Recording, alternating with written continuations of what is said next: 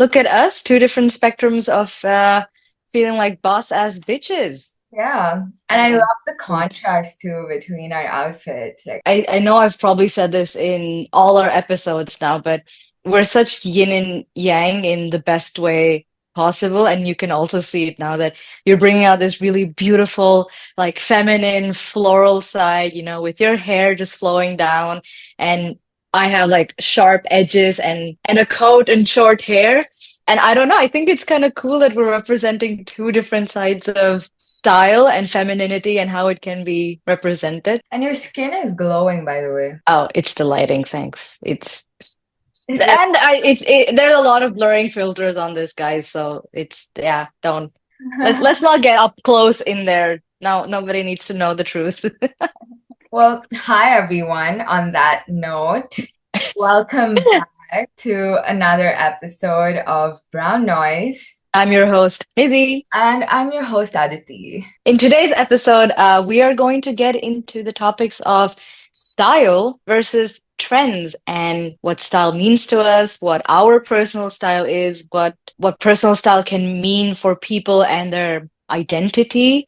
We're going to talk about fast fashion, the moving trend cycles, and we're going to get really deep into the nitty-gritty today. So we hope you enjoy our conversation. Let's get into it.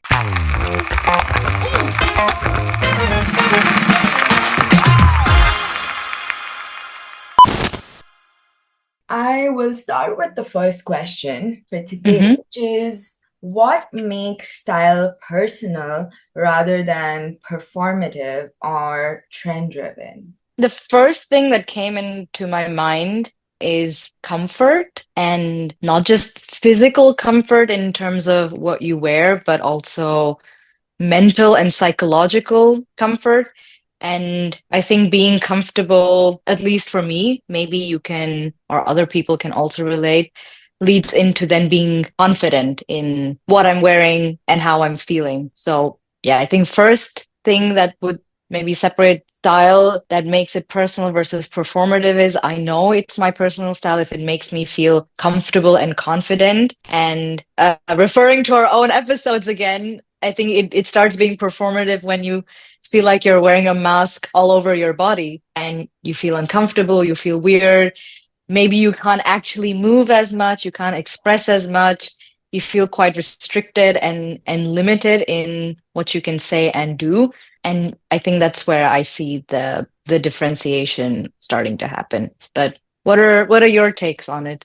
I'm also quite curious because I have to put this out there already, you guys. I've known this woman for 11 years now, and she is one of the most stylish human beings I know. And maybe it's because she's an artist at heart and it's bleeding out into everything she does. But the way this woman puts pieces together feels so authentic and so cool. And it inspires me. And I'm like, yeah, I could also do it. And then I'm like, no, I can't do it. Just leave it to the experts.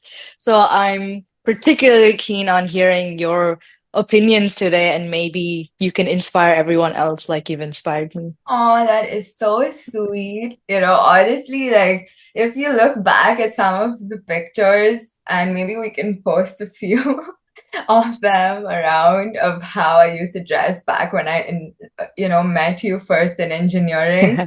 I mean, it has grown. My personal style journey has definitely grown into its form. I mean, it's still growing every day, and I'm always like, Hmm. no, this doesn't look good on me. Of course, the thing about style is it's so tied into your mental and that as soon as you wear an outfit, you already have like 10,000 thoughts in your head about it. And you're trying to figure out whether something that you loved in your head, you love on your body, whether what you love on your body, you love when you're expressing yourself. Like it becomes a part of your whole day Hmm. or whatever you're wearing it to. And I think making it performative, okay, I would like to quote Rihanna on this, which is, okay, maybe I'm not quoting her, but she did say something about how everyone told her what to be, and everyone tried to beat her in a lot of things, but she's like, nobody can beat me in my outfit. And, you know, so I feel like that's maybe, and you should if you see her, the way she dresses, it's really performative. It's really out there.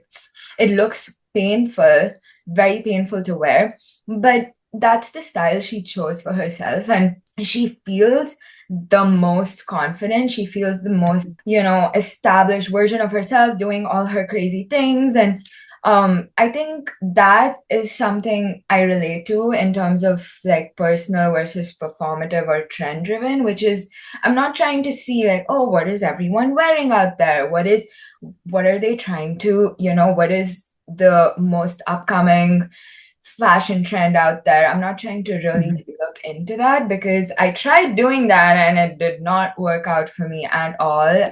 I just ended up looking like a clone of everyone around me, which I never wanted for myself. And I think what makes it personal is the fact that you put in all of these pieces on your body, just like you wear your tattoos, that really make you express yourself in the most authentic way, and you feel truly like it's you what you're wearing today. It might not, like I said, it's temporary, but what you're wearing today is an extension of how you're feeling that day, and Mhm.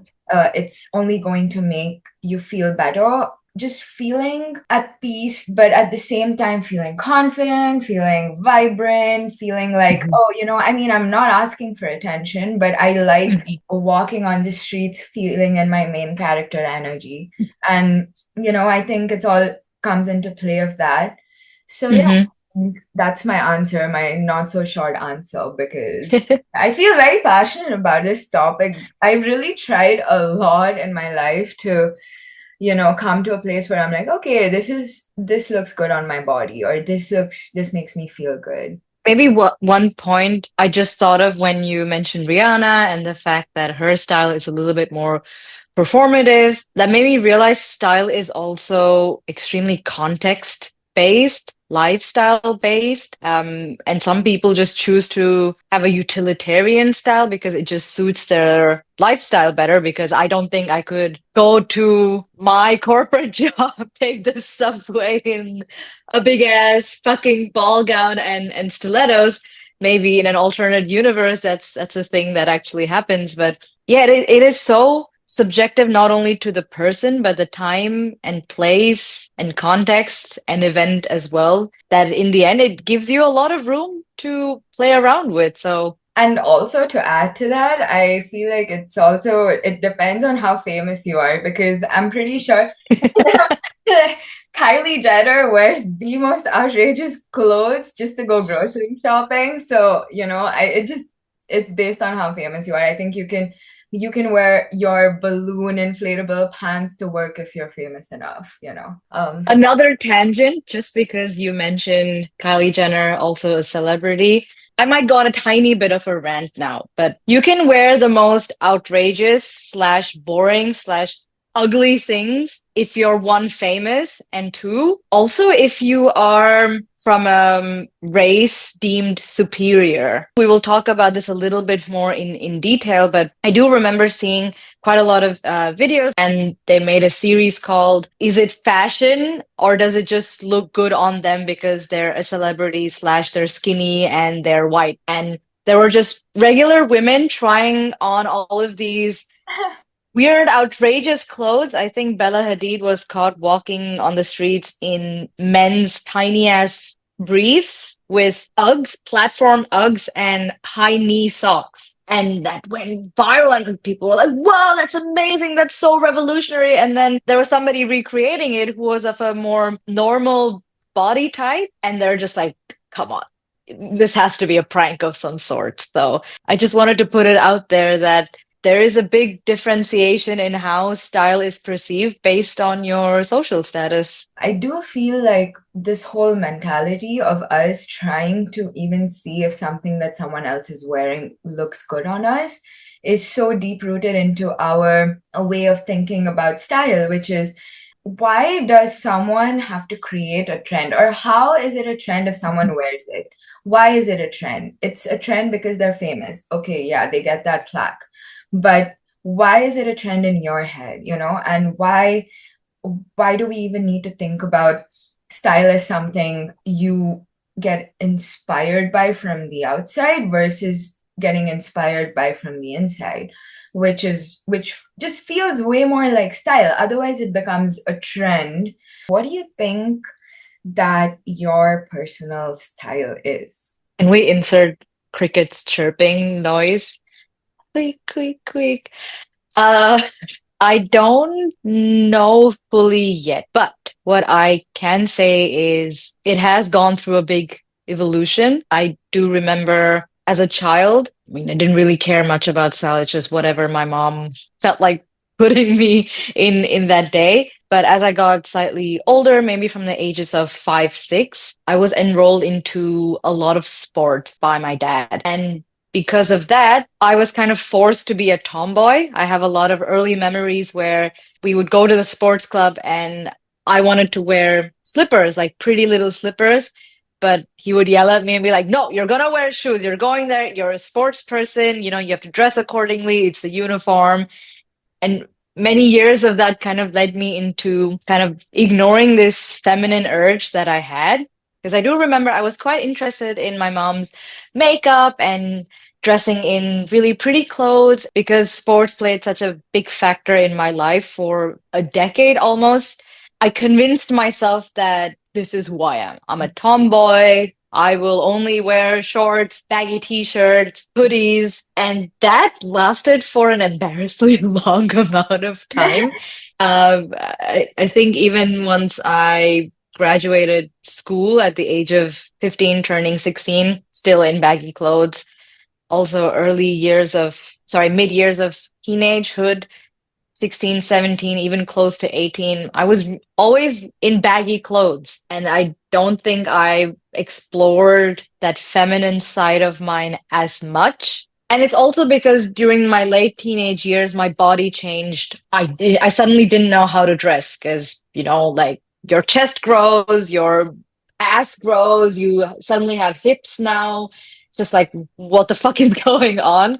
So I kind of ignored that a little bit. And then once I joined engineering, I started exploring it a little bit more. And I will say my style back then was a little outrageous. I was into more color, a lot of print. I guess it is my obligation to mention that I did wear pajamas once to university. It was on a Saturday. We weren't supposed to have classes, but we did. And I couldn't give less of a fuck. So I wore pajamas and a hoodie. And I think in that period, that was kind of my style. I was just experimenting, seeing what I like. And I was really drawn to pieces that felt more out there. That's what attracted me. And over the years since then, so a decade later, it went through all sorts of ups and downs. And my body has changed so much in terms of weight that I had to also dress accordingly to that. But I will say the most drastic change, in my opinion, happened in 2023. So about 2 years ago, where I think I finally came into my own. I think I went through maybe a second puberty where I woke up one day, suddenly my jeans didn't fit me anymore. And I was like, shit, I have hips. I have childbearing hips out of nowhere. So it rendered a lot of my jeans obsolete. And it took me a while to accept the fact that I have to part ways with them. Yeah. And then I just accepted the fact that this is a normal change that happens. It doesn't mean anything positive or negative. And I started incorporating a lot of pieces that made me feel confident. And what my style currently is a little bit more androgynous. I don't have too many very traditionally feminine pieces. I stick to slightly easier silhouettes, so a blazer, straight cut jeans, A-line skirts, boxier t-shirts. And it's also because, I mean, maybe most people who have a corporate job can understand that you end up incorporating a lot of essential pieces into your wardrobe. So you have 5 white t-shirts, 5 black t-shirts, 2 shirts, and all of that. So that's currently where I am today. So a lot of blazers. I call them my power suits because it does make me feel more confident. And it fits my body better. I don't have to feel super conscious. I am working through a lot of insecurities, so I don't like things that hug my skin too tight. It's also a psychological thing where I'm claustrophobic, so I feel like I'm getting crushed a little bit. So if I wear something like the tank top I'm wearing today, I pair with something boxier and looser. So I have currently some straight cut baggy jeans and a blazer, and you can kind of copy paste and apply that logic to 95% of my wardrobe today. But what about you? Because I think you have a more colorful evolution of style, but also quite literally a more colorful aesthetic and style. So please do tell us your secret. You're being too sweet. I was always, I mean, like you were a part of sports, I was put into a lot of other extracurricular activities like Bharatnatyam, music, shloka class, this, that. So it was a lot of traditional Indian clothing that I would have to wear to all of these out events and places I would go to, mostly after school. In school, my uniform was just shorts and a t-shirt, and so I was always used to that. So it was always that, contrast between just wearing shorts to school versus then coming back and changing into a churidar so I can dance in it. And, it was always that. And I didn't really have time to explore anything else because I would come back home and just sleep. And in engineering, that was the first step into not wearing uniforms anymore, where you got to decide what you wanted to wear to college. And that's when I was like, oh, okay. And I remember going shopping before college and I was like, what am I going to wear? And if I was a critique right now of what I had worn back then, I'm like, what were you thinking? What were you thinking? Because I have bought the most outrageous colored pants and I have worn shiny clothing into college. And I am like, why? Why would I do that? What? And it didn't even look good. And it didn't even make me look good. I looked like a freaking shiny disco ball potato, okay? And I remember this like silver sweater you had. It just came to my mind. It was a round neck silver sweater. I just remembered it. oh my God. Oh, I have a picture of me hugging a tree with that, and the tree is probably yeah, like, no, not with that sweater. you know? I know exactly what picture you're referring to. Yeah, hopefully you find it. But Yeah. I think during that time, honestly, you know how you said that you wore a lot of like baggy clothing and it changed? I used to look at your outfit and be like, oh my God, you look so cool. And I genuinely remember thinking that. And then I moved to New York City, where the fashion is fashioning and everyone. Okay, so one thing about New York, which I feel, is that people genuinely have style and it's not just trendy fashion. I think everyone dresses so differently from each other. They're all comfortable. They layer each outfit with beautiful accessories, and you're just like, whoa, you thought of wearing. I mean, they emphasize even on the lace of the sock that sticks out of Hmm. their boot. They're thinking about even that, and it really inspired me because I was like, whoa, I'm not thinking in that much detail. So I went to New York. I went to an art school where people were even more focused on how they want to represent themselves. And I was like, okay, like I remember the first few days of college, I have worn the most boring, just a hoodie and jeans or just a t-shirt and jeans. But eventually, even my professors, I got to see how architects from all over the world dress up, how people in this creative field are really dressing up. And it was inspiring for me to see how they so beautifully represented themselves. Like I could see their personality come out through the Hmm. outfit, and it added to who they were. I took Hmm. them more seriously almost because of how they dressed up. And I wanted that kind of a presence. And I think Hmm. my journey started from there, where I'm like, okay, I want my presence even to not just be fully dependent on my personality. I know that's the most important thing, but I feel like your style is part of your personality. And Hmm. Yeah. I really wanted that to show, and that's when I started experimenting. And shout out to my New York friends who had the most amazing fashion sense. And I used to just look at them and be like, wow, you look so amazing. Personally, I've never had the money to buy luxury pieces, so I've had to stick to more, budget-friendly items. Hmm. I have thrifted a lot, but there's something about it's almost like the Parisian way where they don't like labels being seen Hmm. and nobody wants to talk about where they got their clothes from, which is nice in a way. I like that. I think it's more about what you're wearing rather than where you Hmm. got it from. Yeah. And yeah, that's where it sort of got me to, building my closet. And eventually I had all these pieces. And now I'm like, oh, I have nothing to wear. I get up in the morning, I'm like, oh shit, I have nothing to wear. But I do have some really nice, interesting pieces that I have picked out from everywhere. And that's where my wardrobe is right now. I don't really have a style because I wear different kinds of things every day. Hmm. My style is just me and my headspace on that day. And that's all it is. Hmm. And where I'm going, I usually dress for the occasion.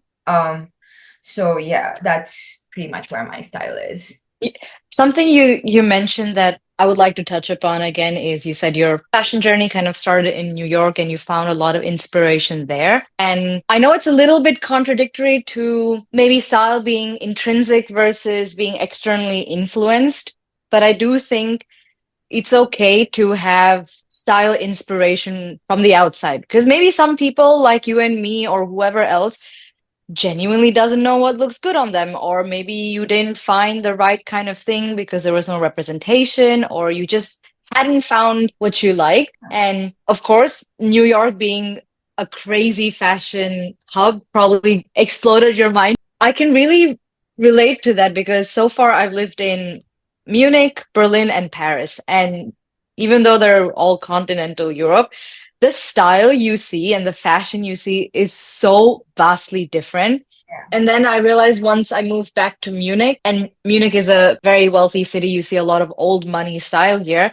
And I inherently, kind of subconsciously, got influenced that way a little bit to be a little more subdued, like earthy tones, not too flashy. And I went through the entire journey in all the different cities. And just to bring a very elaborate way of bringing me back to the actual point is style influences can come from external sources, and that's perfectly fine because I identify myself now in this given point in time with this style. I was just gonna say that because in Bangalore, I mean, at least the way I grew up, I couldn't wear, deep neck clothes or, experiment with showing different parts of my body. Even in India, I was just always reserved. I'd have all these pretty dresses, but then I'd just be like, nah, I'm gonna wear the t-shirt, just for safety. So of course, the geographical location influenced the way I was dressing a lot. And when I moved to New York and that judgment from society for showing skin versus dressing maybe a little bit sexy and, going out there and like embracing all the parts of your body that you love.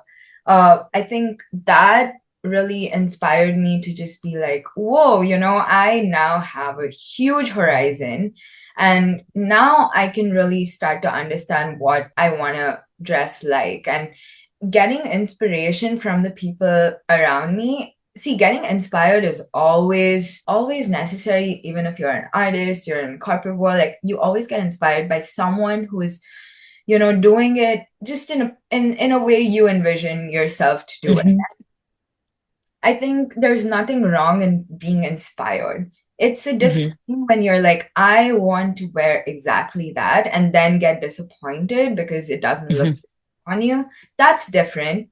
Yeah. But at the same time, I mean, if you want to wear the same outfit because you love it so much and you feel like it really resonates with your personality, then why not? Go ahead, try it. I think fashion is just supposed to be making you feel great. So whatever inspires you, go for it. And when I moved to LA, I realized this whole inspiration thing going a little wrong in my opinion because um I mean, as soon as I went to LA, of course, it's the land of Botox and everyone is very inspired by the celebrities that live there, and most of the girls go buy stuff from the same stores. At least it looks like that. And most of them have very similar style, unless you go to a very hipster neighborhood like Echo Park, where you see the artists live there and they're all Mhm. wearing different kinds of outfits and it's nice.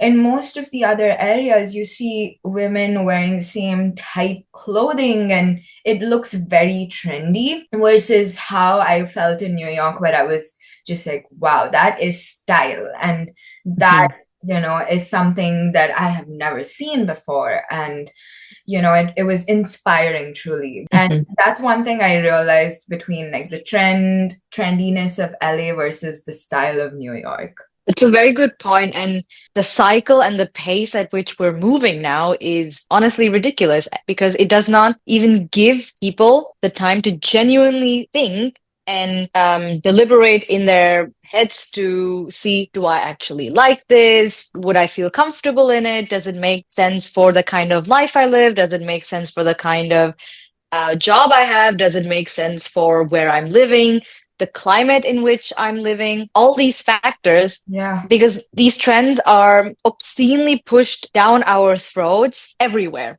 And you see, if there is a screen around you, you will have some form of a trend being just blared into your face. And for people who are constantly exposed to it, they inadvertently give into it. And that causes everyone to look like a freaking clone at the end of the day. And it's just like, I'm in dystopia right now, where it's like being in school in uniform. But the only difference here is A, the uniform doesn't serve a purpose, and B, it's changing literally every other day. Yeah. Everyone has to do this one um ritual, I feel, every morning, that they wake up and they are like, I am going to dress up for myself today and not to impress anyone else. I'm going to feel like the best. And that way I can be my best. And I think people need to do that, because once that goes out of your head, you're automatically dressing up as someone else and the whole day goes away. You don't feel like yourself. You're trying to impress people. No, Yeah, I have a hot take here or a controversial, maybe controversial opinion, because you said ideally one could wake up every morning and dress the way they want to and what makes them feel good. Now, from personal experience, I can say almost to a certain degree of factualness that, especially if you're a woman in the corporate space, you will not be taken as seriously if you're not dressed to the nines. And maybe you don't like wearing as much makeup. Maybe you don't like wearing tailored clothing. Maybe you don't like wearing heels. And I can see that women are treated differently based on how they look. And maybe this episode is not entirely the right place to go into it because yeah. sneak peek, we have an episode coming up about women in the workplace. So stay tuned, subscribe. I was in a corporate kind of a work culture as well in my previous firm. And most of the women, like you said, they would always be in formals. I mean, our dress code was semi-formal. Hmm. So you have to be a little bit, Hmm. there is some restriction. But at the same time, I think we can use all of those restrictions to give us the freedom to think, what we can do with it and what all we can, or what are all the loopholes and where can Hmm. we add a little bit of our creativity. And yes, people do not take us seriously if we dress a certain way. 100% I agree with that. At the same time, I think when we dress, I mean, this is just coming from personal experience, so I don't know how it is for others, but whenever I have dressed, even if it was semi-formal, but I've added a few accessories. I used to, like combining Indian jewelry with formal clothing. And Hmm. I used to always, mix and match that. And yes, at one point, yeah, 1% of the people, or maybe more than that, would be like, oh, she's spending so much time thinking of her outfit. That is one. One more, if you don't dress up, they're like, oh, she's not putting in enough effort. And it's always going to be something from the other side. But what I felt worked for me is when I wore something that made me feel so confident, it did not matter whether the other person took me seriously or not, because it did not change my level of confidence. And if it doesn't affect you, then they're at the loss of just being the Hmm. one who's judging you. I mean, yes, it matters when your boss doesn't take you seriously. I guess it matters, but I do feel like the confidence that you wear, it's the most important. And Hmm. if your outfit is building that confidence, then it's only doing you good because everyone, no matter what, human beings resonate with confidence. It's all about the confidence that immediately links two minds together and they're like connected and you're talking about things that matter.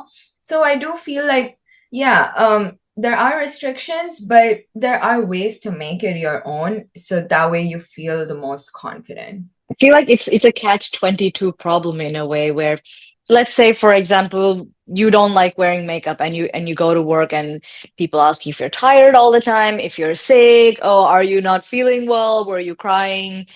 And maybe they don't pay as much attention to you. And by the way, I must mention the maybe the perspective I'm coming from is I work in an extremely male-dominated field and environment. So you throw a stone, it's gonna land on a dude. So it is that kind of an environment. And what I meant by the catch-22 situation is when you get asked these questions or maybe certain remarks, even if you were feeling confident before, maybe you start second guessing yourself.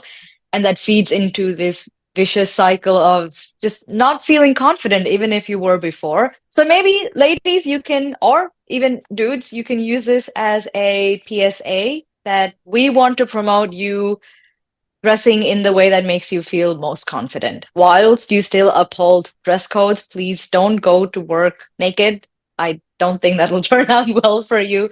Yeah, and this is not something that's going to happen overnight. There should be a way of us defining what we want to wear authentically on a particular day. I think it's just given me so much satisfaction, so I'm always going to promote it. Another point I want to touch upon is you briefly mentioned childhood, how that influenced your style growing up and everything. I want to maybe quickly dive into the role of gender, especially in childhood, and how that influences what you wear, what happens to your style, your confidence, your body image, and also a little bit about gender style policing that takes place. So, do you have any excerpts from your childhood that you can recall where maybe it impacted your self-confidence, what you wanted to wear? You were policed for the first time for wearing a certain thing or doing a certain thing in terms of style? Police, yes, not restricted too much.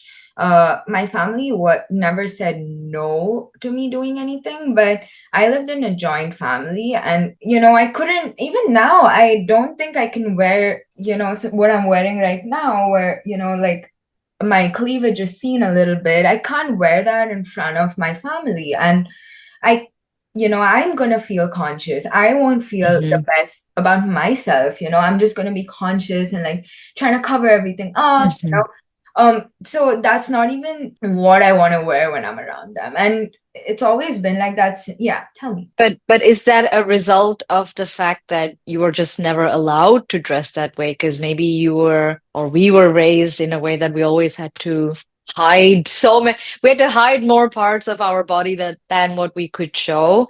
That now, when maybe you have your style, that you inherently then, you feel so self-conscious and otherworldly even to let that side come out when you're at home or around family. Yeah, and a little bit.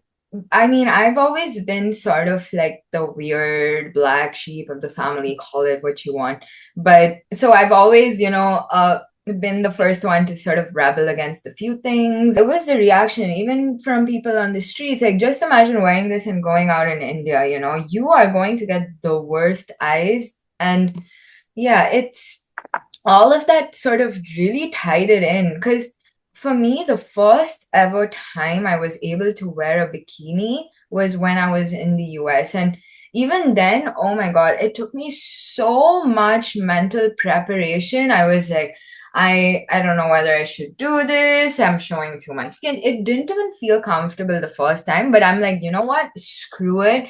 I want to make myself feel comfortable only because I just didn't want uncomfortability to affect what I'm wearing. And at least not in terms of judgment, not in terms of how much skin I'm showing, especially when I'm in a safer environment when I'm allowed to do that. So, yeah, definitely it was the surroundings as a kid that influenced my style. I do a hard relate to almost everything you said, but I do remember being policed at home already as a child, and I didn't think that much of it back then.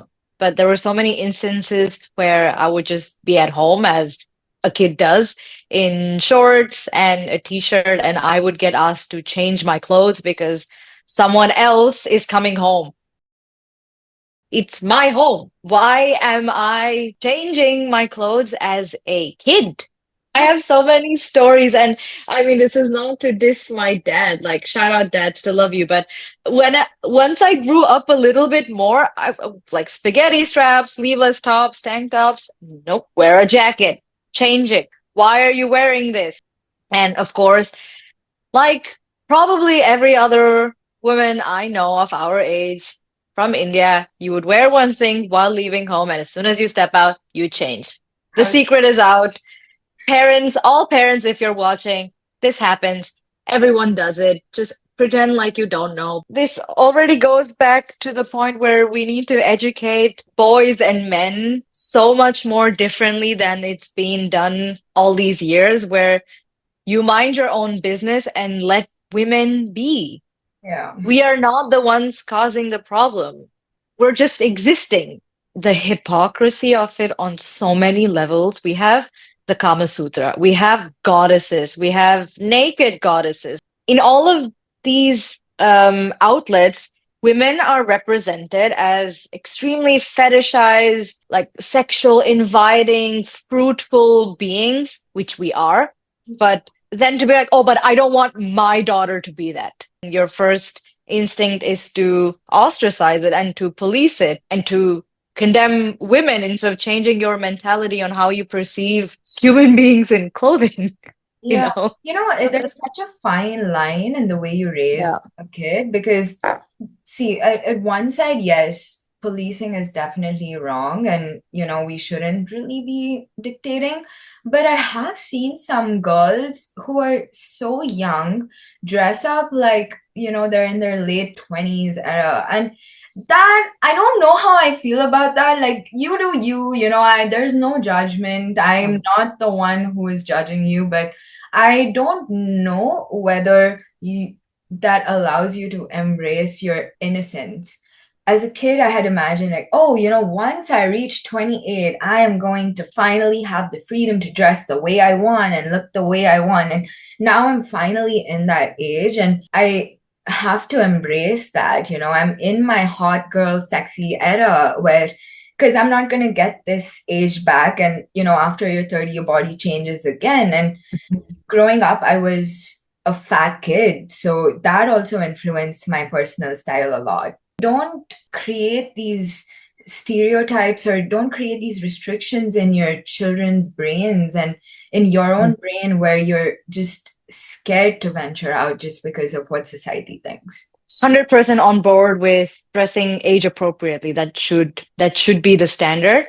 But what I think has happened and is happening, one, with the age of social media, female kids are already looking at much older women more than they ever could, and they're trying to emulate that. And two, the way they're dressing is also getting highly influenced by the male gaze. Because I don't think there would ever be a slutty version of what a woman could wear at any age if there wasn't a nasty male gaze around. Can you imagine how all of us would dress if men didn't exist on this planet? But I do think this is coming from a place of dressing for the male gaze a little bit. because they are entering this age of wanting some attention and feeling special. And I think until your brain is fully developed, maybe you don't realize that you don't need this attention. And, it's just about the confidence and how you feel in your own skin is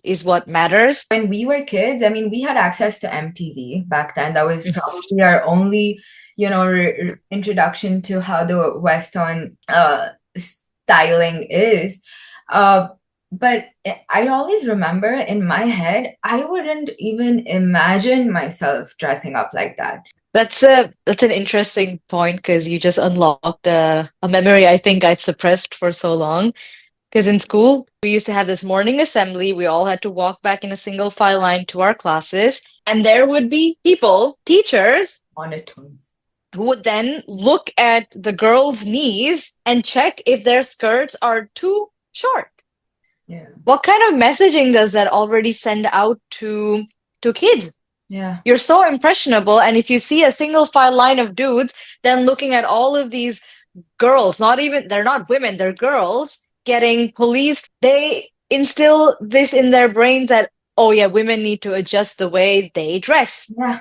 That's been happening for decades, and you see the result of it now.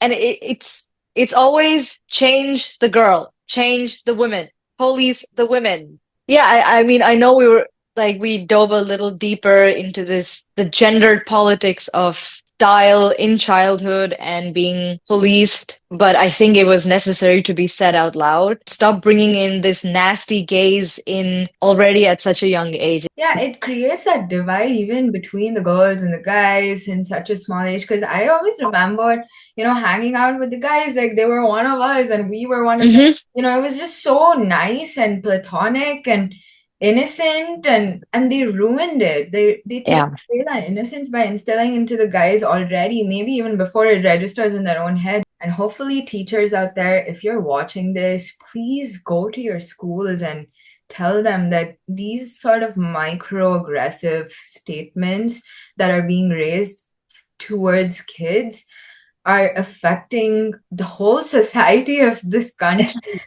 It's really detrimental on a global scale. Yeah. One thing, like an olive branch, I want to lend out to some men in particular. We also ostracize a lot of men for wanting to explore style already from a young age. It's this weird, again, male gaze affecting both men and women at the end of the day. So I'm taking back my olive branch. I do feel like the men who are always commenting on clothing of either the man or the woman are the men, I'm sorry to put it out there, who have not tapped into their masculinity fully yet. It's such a bold reflection of who they Yeah. actually are. Okay, maybe taking a slightly different tangent and exploring a different route of style now and zooming out a little bit more. How do you think class, culture, or race plays into how we perceive what good style is? Being an Indian, growing up around mostly Indians, definitely we had our own set of rules and restrictions in our country. And I'm not saying Indian style isn't beautiful. I mean, I think the most beautiful thing for a woman or for me to wear is a sari. Women always were very forward, even in our culture, Hmm. but they were just suppressed because the men couldn't handle that superiority. It was basically that, and that's how it's been all across the world too. And I know that even, if we look back at history, for example, corsets, they Hmm. were something that really were forced upon women for them to like almost break their backbones and break their waists in order to fit into this thing that makes them look slimmer. Or I mean, I know that Black women even now embrace this in their culture, which is, have you seen those really long like neck pieces that they wear to avoid? Would they layer up the necklaces? The older women, they have much longer necks, and it looks beautiful because they are embracing it with all of that confidence. Hmm. They're making it look amazing, but I don't know how much pain that really causes, Hmm. whether that was absolutely necessary to determine what the woman should ideally look like. Or, I know that in some Asian cultures you're not allowed to have big feet, so they wouldn't let them increase their shoe size if their feet grew, so Hmm. their feet would, shrink and stay a particular size. Oh, like you have to look a certain way, you have to be the skin color, your hair needs to be look like this, your eyes. Oh my God, I have seen Asians literally put in those fake eyeballs just to make their eyeballs look bigger and put tapes here to make their eyes look bigger. I mean, it takes a lot of effort and it almost looks like art because you look like a totally new person after doing all of that. But Yeah, it's true. it's definitely, I mean, it's crazy that these are the sort of trends that are taking place, all across the world Hmm. almost. Do I love everything I see? I mean, that's purely subjective, and I have my own taste, but at the same time, I think for me, style has always been about the person who wears it. And my mom, this is the one thing that she used to always tell me about my dad, which was he used to always tell her that it's not what you wear but who wears it. And Hmm. I think that is sort of like the main emblem for me for what style is, and accessibility versus what all is cheap around you, what you can afford. I think all of these things sort of play into the way each race has grown up dressing. Like, you can definitely see the differences, but at the same time you can see how similar we are in the way we at least want to represent ourselves. And no matter what country you come from, I know that everyone wants to just feel their best. I think for my take, I can go off of this one statement you mentioned, which is it's not what you wear, but who wears it. And my angle on this is a little bit more of how things are taken from different cultures and how the colonial mindset is just about stealing style from different cultures, repackaging it as something new and cool, and selling it back to the same culture, if not the entire world. I always wanted to have the freedom to wear whatever I want. I always felt like Indian style and clothing was super restrictive. There, I sadly restricted myself from enjoying the beauty of our style and culture and the colors and the patterns and the textiles that I really, really wish I could go back in time and change it. I'm in an age where I'm slightly more secure with my style and secure with the fact that I'm a brown Indian woman. And to then see white people plus brands take from our culture, and I'm only going to talk about Indian culture for now. They're doing this to many, many other cultures, and we will list a few articles below that you can read into. They take from us what they have told us all our lives was uncool and unsexy. For example, I felt so conscious going to school with oil in my hair. And that's because I watched so much TV Yeah. growing up, and it was all like, oh yeah, easy breezy hair. Is your hair greasy? Wash it off. And I was like, no, please don't. I cannot have any oil residue in my hair. This is gross. This is disgusting. And what do we have now? It's a sleek back trend, and everyone's selling us Bringraj oil. And it's this perverse colonialism that really bothers me. Recently, Prada with their fucking chappals. Are you, Kolhapur. yeah, the collab, are you fucking joking? And shout out to all the Indians out there who went and bullied the shit out of Prada on their Instagram post, and they're like, where is the due credit? I'm sorry. We're 100% sure you didn't come up with this. Yeah. And there was thousands of comments flooding that post demanding credit given where it's due. And then they finally updated the caption. Scandinavian scarf. No, it's a dupatta. And Opali and H&M bringing out long camisoles with flowy pants. No, it's a sharara. Like, I can't. I mean, and I'm almost sorry to my younger self for resisting and not finding joy in the Indian style and the clothing culture.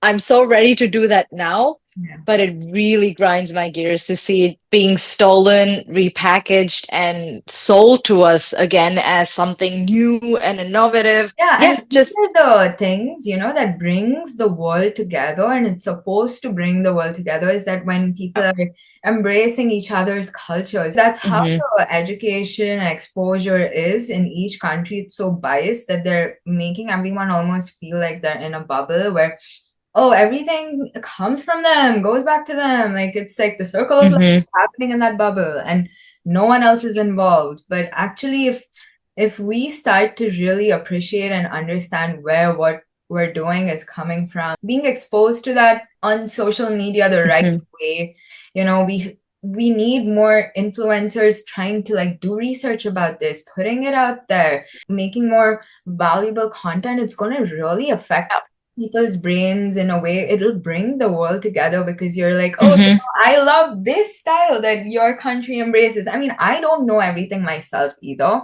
but I would love to know, and I would love to know what style I'm even wearing.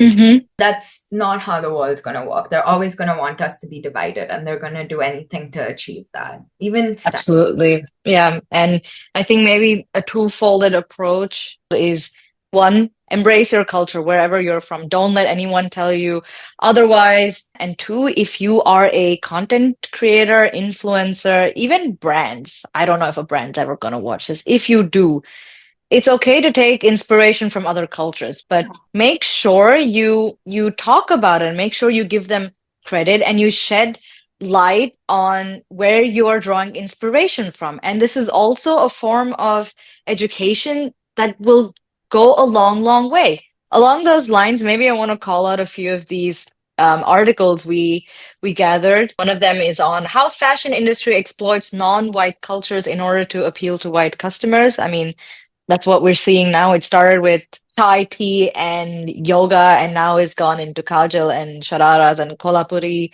chappals. That's one of them. There's also another article from the BBC that talks about, does fashion have a cultural appropriation problem? And I would say, yes, it does. There is nothing wrong with sharing culture, but it is wrong when you steal it. The Washington Post that talks about TikToker accuses fashion brands of appropriating South Asian culture. The both of us feel very strongly, and also as a little bit our duty to make you more aware of what's happening, and then you're able to call it out if you ever see culture being appropriated and not given credit. I do think that even self-awareness and just learning about different cultures yourself and really being Hmm. that mentally international person Hmm. is so important. I know we're just talking about style, but we see how important even small topics like style, which actually isn't a small topic, but it's really gotten into our history, gotten into feminism, into, the way the world comes together, into power amongst the genders. If style can really be that powerful of an element, that it can create all of these like phenomena is almost Hmm. world, then we really need to be thinking about what we're perceiving about it. I do think that starting off itself and learning about the history, honestly, I would encourage everyone to do that because it's just so important to know the journeys that both men and women have gone through over the ages across the world. And then you sort of come at it with a lot more, um, what's the word? Insights. Exactly. Insights. Hmm. You're so much more gentle about the way Hmm. criticize someone's culture and their outfits that they wear. Absolutely. I mean, like you said, we might think of it as such a small thing, style, but I think style has been and still is social currency. We do need to maybe view style from a more intellectual aspect. We touched upon so many topics. This has been one of the far more interesting deep dives we've had thus far. After speaking about all these things, maybe just one simple question would be, and I'm genuinely curious because I would take your advice quite seriously, is what are the ingredients for good style and how can someone start their journey of finding good style? That's a good question. Again, I always say this, but it's just so important for us to understand ourselves. And, it really always started with me understanding myself better and being like, okay, this is who I am and this is how I want to be represented in the world. This is what I Mm-hmm. want my impact to be in a space I enter. Just really being there for yourself. Through what you wear. And it's almost a form of self-care to Mm-hmm. identify what makes you feel good Mm-hmm. every day. And, you go and you find something and you think it's unique enough to represent you. And picking it out and gifting yourself that. I think that is something I've really enjoyed doing, really finding that one piece that I will go Mm-hmm. home to my wardrobe and be like, oh, I'm gonna have this in my wardrobe for the rest of my life and probably pass it down to my kids. Once you understand where you are mentally, you understand your insecurities, you understand what makes you feel more confident. There's no ingredients to learning about who you are. If you're just, starting off your journey and you're like, oh, what do I think I want to embrace? Maybe asking yourself who you want to be represented as and what your personality, at least at this moment, really is speaking Mm-hmm. about, and dressing accordingly. Learn more about yourself, try different clothes on, go experiment and see what really makes you feel like. Until a piece of clothing is on your body, you will not really know how it makes you feel. So Mm-hmm. try it on. Don't just wait for someone to give you the formula for how to look good. I think it comes from within. Go a little crazy with your jewelry. There is nobody who is opposed to jewelry, and if they are, you have a whole country backing you on it. Get inspired. There's so much beauty and fashion and different kinds of clothing out there. Yeah, just embrace who you are at the end of the day. Don't try to be anyone else. Mm-hmm. Wow, that was so beautifully said. And style is also a form of self-care. That's a really nice quote, and I never thought of it that way. You're kind of just taking care of yourself. That's damn. I really like that. That's so poetic. And I think you mostly covered all bases. And coming from the style queen herself, I don't think I have that much to add. Maybe to people who like playing it safe, I would say you I don't think you can copy style. You can copy fashion, you can copy trends, but style is something that really comes from within and you will feel it. You will feel when something you put on some part of your body just feels right. And style is a lived in experience. It's like Aditi said, it's not going to happen overnight and it's a puzzle. We recommend that you also enjoy the journey. I don't know if we would have found ourselves in this present state of style if we didn't go through all of our cringe moments from back in the day. Don't hesitate, experiment. If you think something is piquing your interest, maybe there's a reason for it. But that being said, pay attention to what you like and don't give in to trends. Give it the time it deserves because evolution does not happen overnight. We need a world that embraces diversity in all of its forms. And style can seem like such a frivolous and trivial thing, but it's actually such a beautiful, colorful visual representation of people from all across the spectrum and all across the world.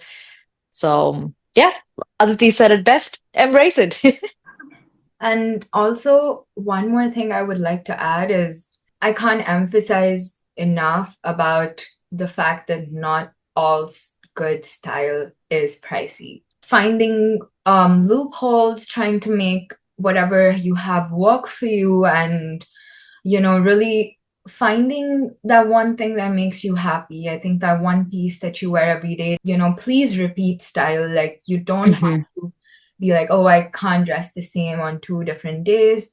They create so much pressure in us when we're trying to dress up every day and we're like, oh, the other person is wearing like Louis Vuitton and I only have a thrifted top. But trust me, you're probably going to be the ones getting more compliments for it. It's just about really understanding what makes you happy. That's such a good point because style does not have a price barrier. And I think you will know that's a unique identifier because if you have such a price barrier in order to acquire style, it's not a style. I'm pretty sure then it's just a trend because if it's really your style, it will be more easily accessible to you and it will not have this man-made corporate capitalism price barrier to it. Think about who you are. And maybe another way, if you really lack inspiration, try finding inspiration in other places, like go to a museum, go to a local